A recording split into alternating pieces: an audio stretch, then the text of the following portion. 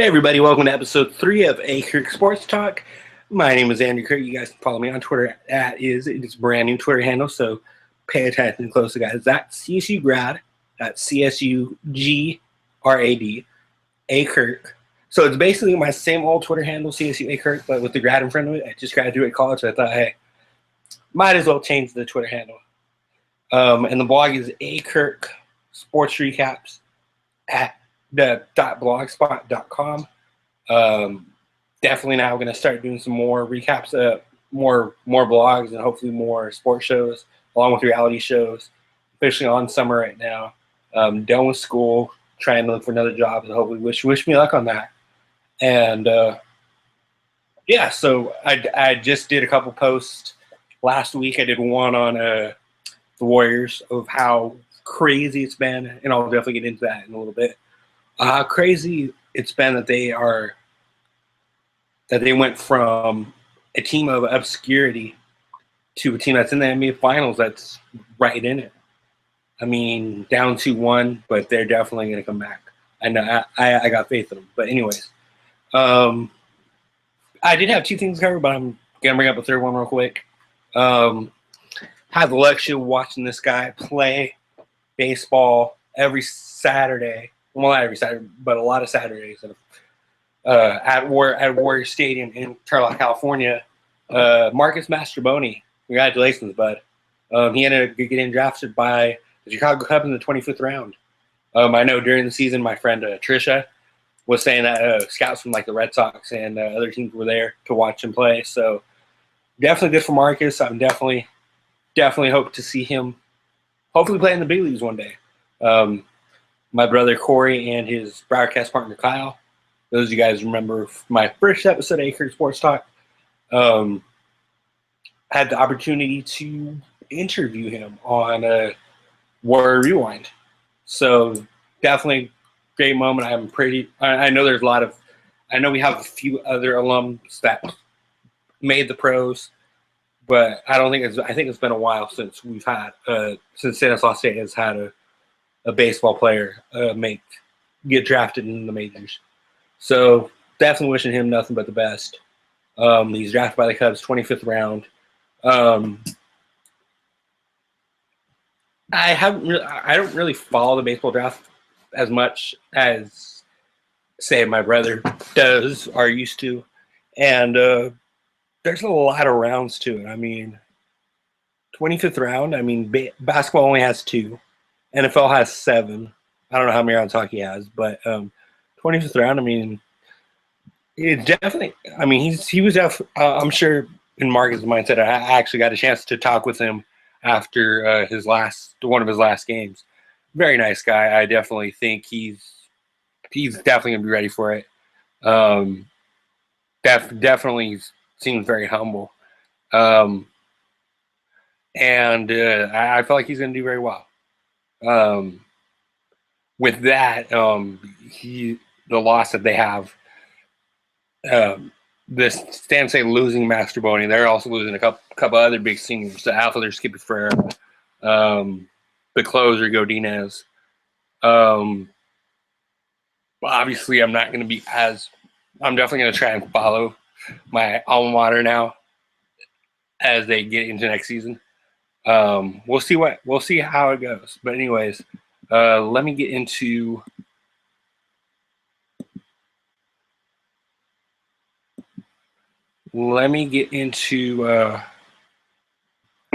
the other thing in baseball yesterday that was big. Chris Heston. I was watching this from about the 6th inning on. Guy, he ends up getting on the club because of Matt Cain being injured beginning of the season. Matt Cain's been going through so much crap. I definitely hope he comes back soon.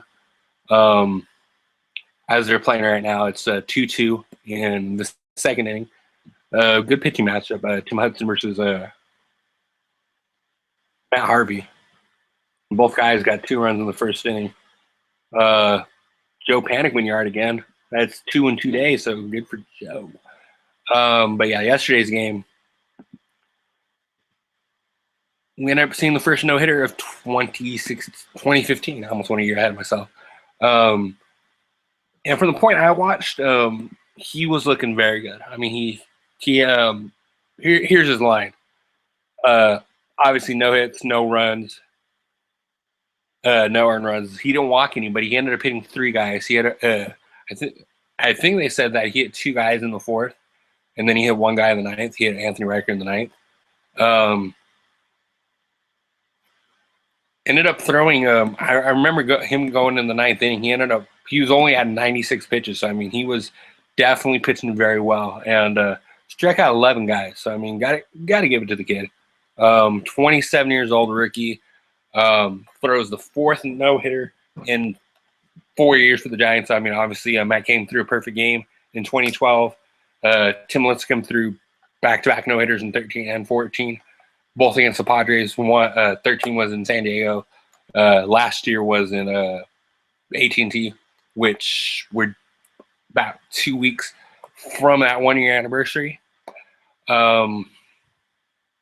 It's definitely very promising for Chris Heston. I think with Matt Cain hopefully coming back soon, with PV coming back soon. Obviously, they're not gonna send him down. There's no, with him being the 2nd or 3rd best pitcher on the staff right now. It's a toss-up between him and Tim Lincecum as far as who's the 2nd best pitcher is, in my opinion. Obviously, Mad Bum's number 1. They're gonna send. I don't know if they're gonna move Vogelsong to the bullpen or send him down to AAA. And after that, I don't know what's gonna happen. Maybe they'll send down a reliever. I don't know. But Heston faced 28 batters. He struck out 11. 18. Oh wait, no. Let me see. Ground balls to flyouts. He had 14 ground balls and only 2 flyouts. And I gotta say that the defense, especially not Sandoval, Crawford and Duffy were playing great. I mean, every ground ball that came to their way, they were throwing it. Crawford's ground ball in the 8th inning was definitely a game-saving, a no-hitter saving, obviously. Giants, as of right now, are in 2nd place behind the Dodgers. They're 33-26. Let me pull up the standings real quick.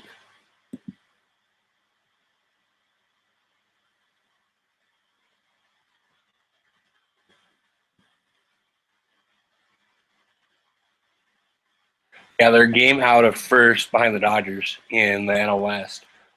We'll just have to wait and see what happens with them. I'm definitely looking forward to seeing what happens in the coming months. The A's, on the other hand, I'm just going to briefly talk about them. They unfortunately are on a 4-game losing streak. They're 23-37. They had a good run last week. They ended up taking 3 or 4 from the Yankees. Ended up sweeping Detroit in Detroit.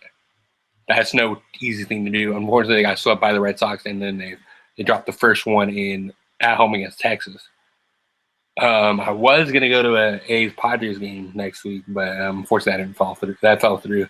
I'm going on vacation next week, and we were going to go to San Diego, but unfortunately it didn't work out, but it's all good.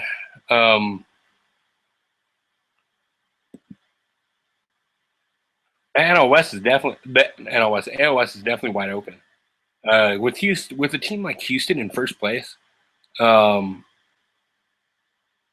I think anything's possible. Texas is in 2nd place right now, followed by Anaheim, who's 5. Los Angeles Angels of Anaheim, just 500. We are definitely in sight of Seattle. Seattle's 26-32. I was expecting a lot more from Seattle this year, but it's not looking good. But anyways, let's move on to the NBA Finals real quick. I'm going to stay on for about 10 more minutes. 10 more minutes or so. 10, 15 more minutes or so. Let me know if you guys are tuning in. Tweet me at CSU Grad A Kirk. I don't have a hashtag. I don't feel like I need one.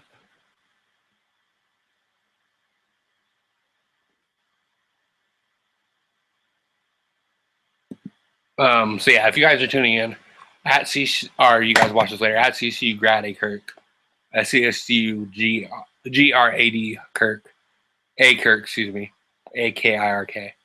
Just let me know what you guys think of my thoughts on the A's and Giants, especially the Giants. The Giants, like I said, Chris Heston pitched a no-hitter yesterday, fourth one in 4 years. But anyways, NBA Finals. It was rough to watch majority of yesterday's game. They're in Game 3 of the NBA Finals right now. The series is 2-1 Cleveland. But let me tell you, I got to give the man his dues. LeBron James is he's something else. I mean, to see him drop as many points as he's done in this in these NBA Finals. Game 1, which was last Thursday night, 44 points. Game 2, which was Sunday night, 39 points, and then Game 3 was 40 points. I mean, let me calculate that real quick. What the average is? It's in the 40-41 range. But let me calculate it real quick. 40 points, 12 rebounds last night.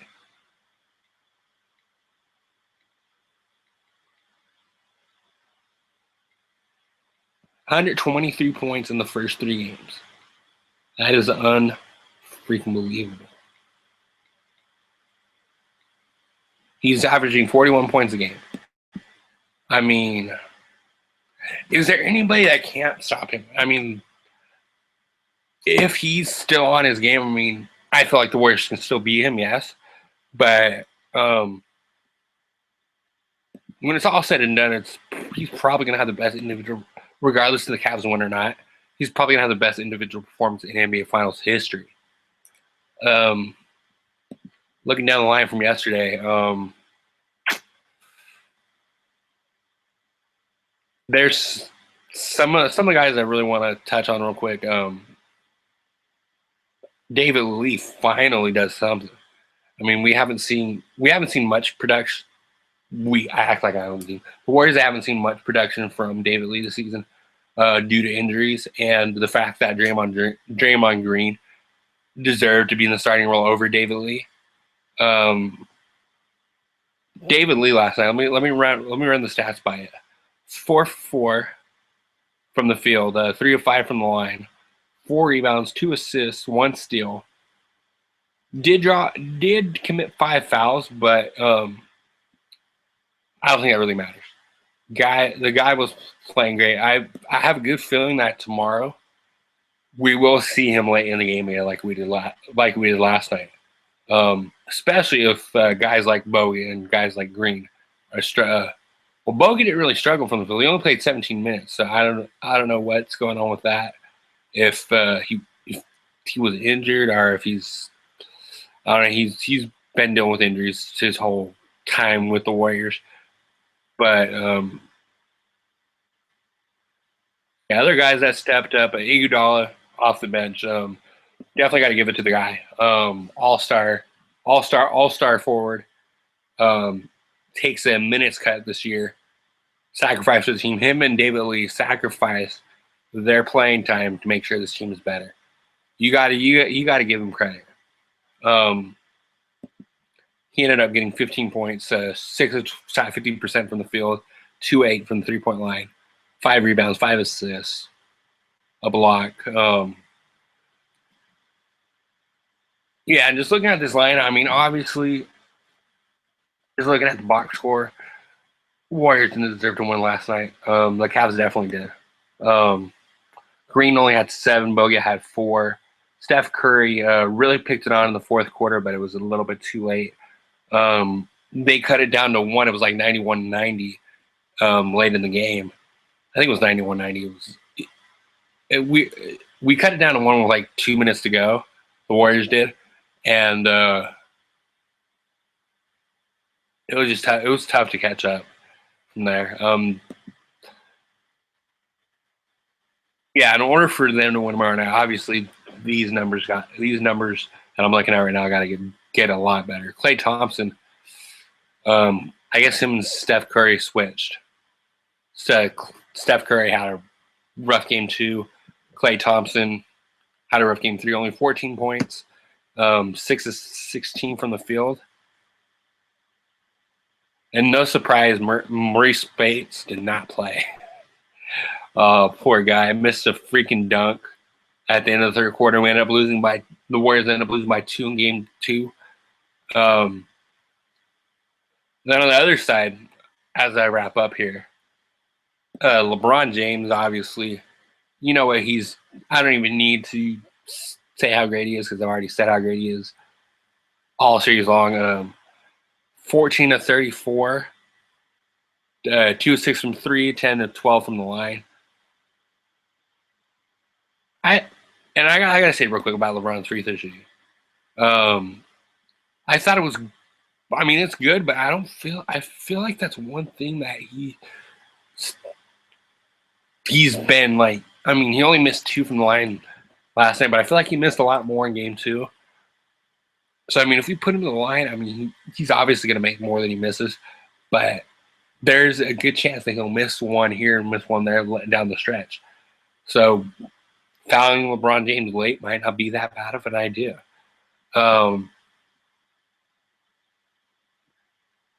Tristan Thompson, I gotta give it to T.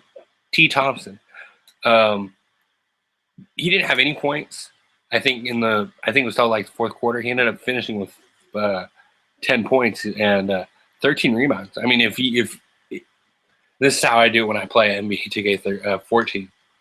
If you struggle as far as from like shooting goes, if you can find another way to help your team win, and that's what Tristan Thompson did yesterday with the 13 rebounds, 9 defensive, 4 offensive.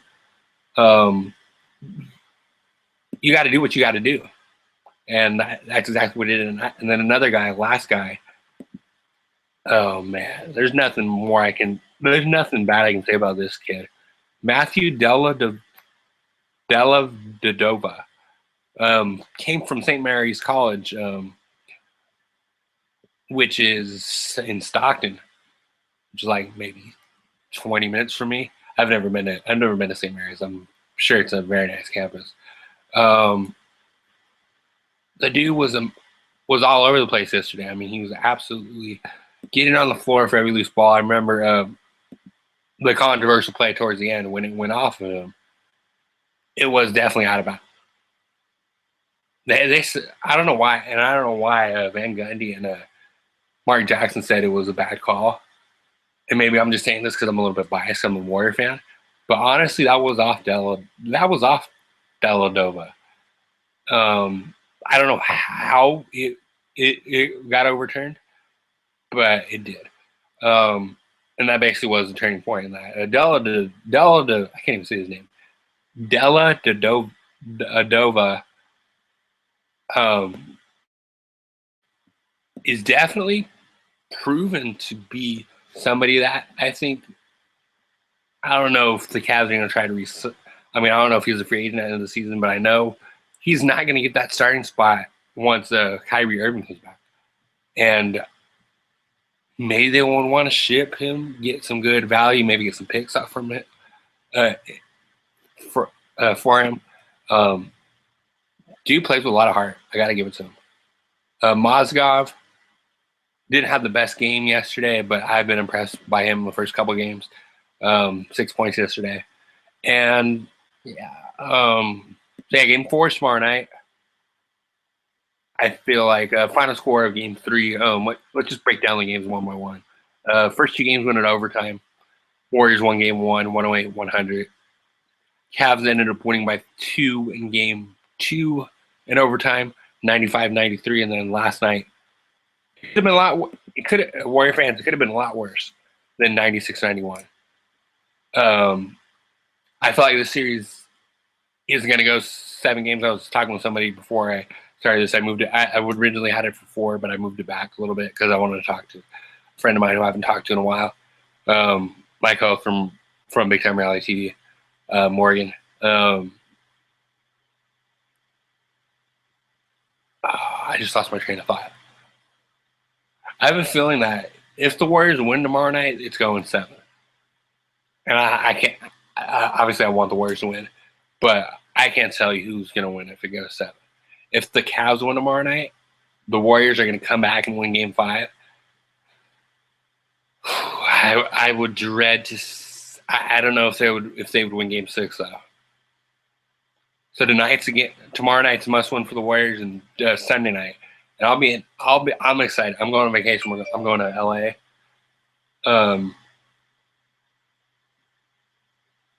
Appreciate the tweet, DC. I'm going to LA next week, and I'm gonna be watching Game 5, hopefully, from ESPN Zone in Anaheim. So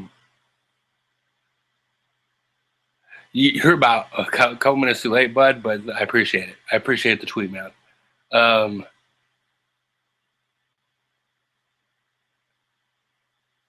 So yeah, hopefully I'll be watching that from ESPN Zone Sunday night. I don't know where I'm going to watch it Tuesday night, or even if I'm going to watch it Tuesday night.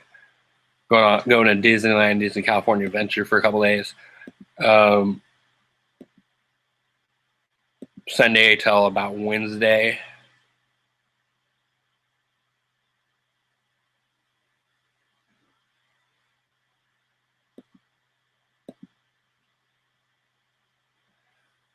So that should be a lot of fun.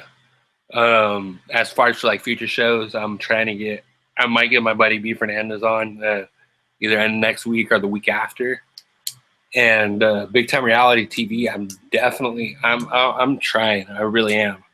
Big Brother is starting in about a week from now.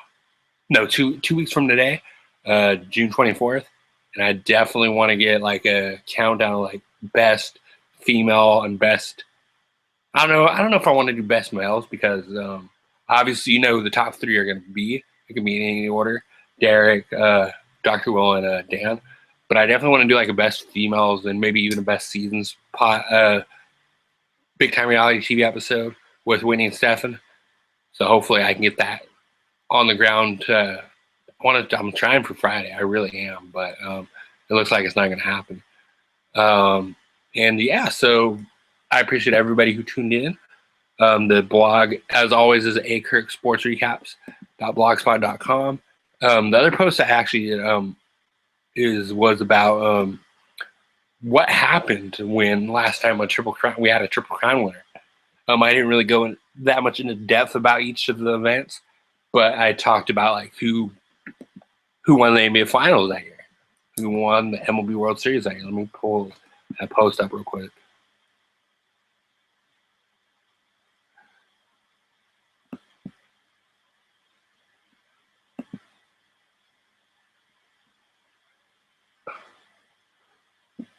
I called it what happened in sports the last time the Triple Crown was won. Affirmed won it in 1978. Long before my time, about 11 years. But Cowboys defeated the Broncos in Super Bowl 12. Bullets, now the Wizards defeated the Sonics, now the Thunder. I put both of those in parentheses because I thought that was pretty cool because the Bullets are now the Wizards and the Supersonics are now the Thunder. Yankees over the Dodgers 4-2. Mikey Dent was the MVP, and